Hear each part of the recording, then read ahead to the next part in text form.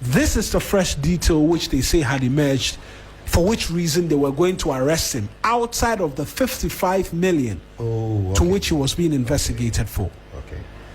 Right.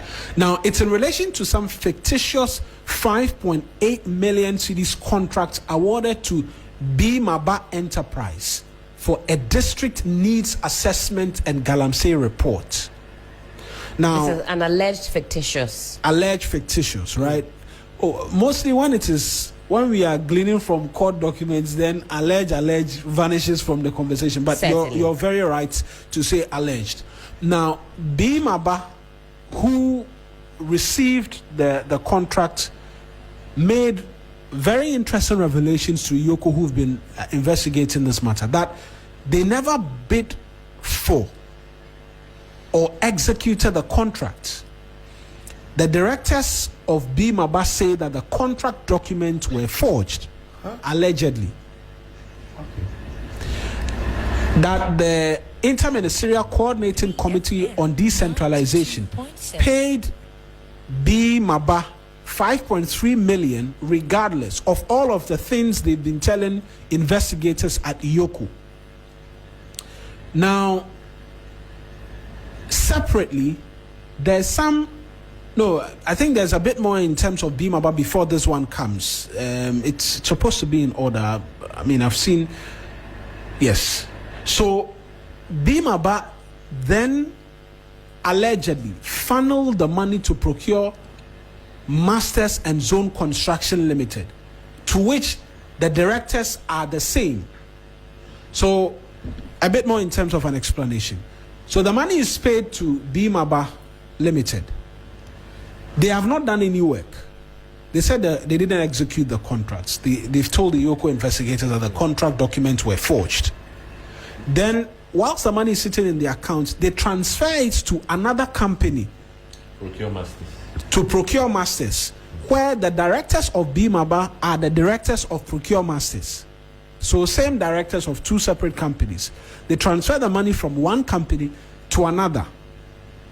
Now, from what we understand from court documents, the scheme allegedly was used to layer and disguise alleged stolen funds. Now, a witness has admitted to handing cash to Dennis Abuaji at his Spintex home and wiring the rest to Hillside Piggery on Abuaji's instructions. And remember, if you go back to that first slide, he is a director of Hillside Piggery. Frederick, roll on. Now, outside of that in excess of 5 million, 5.3 million, there's also a 19 million cedis in public funds, which was placed in an investment without finance ministry approval. Also a subject matter of investigation and questions and investigations. Then there is some 500,000 cedis plus, 558,000 cedis in interest on that investment, which was diverted. So they invested 19 million. Then there was 558,000 interest on that investment.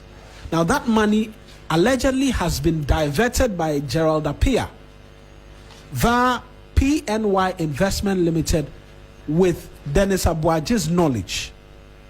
That is according to court documents. So you realize that I continue to mention specifically these are court documents which we've cited here at Media General. Now, there is also a 4.3 million cedis released to GAPT for activities outside the Interministerial Coordinating Committee's mandate. The firm, GAPTE, has not accounted for the money. Roll on for me, Frederick. So, Iyoko, per all of these, then issued administrative freezing directives on the 16th and 20th on July on the respondent's accounts and properties, and then he applied to the court for confirmation orders, which was granted by the court yesterday, which is our understanding. And I mean, a bit more in terms of the details as to the properties we've gotten. Now, more details I imagine as to how much monies possibly could have been in the account and all of that.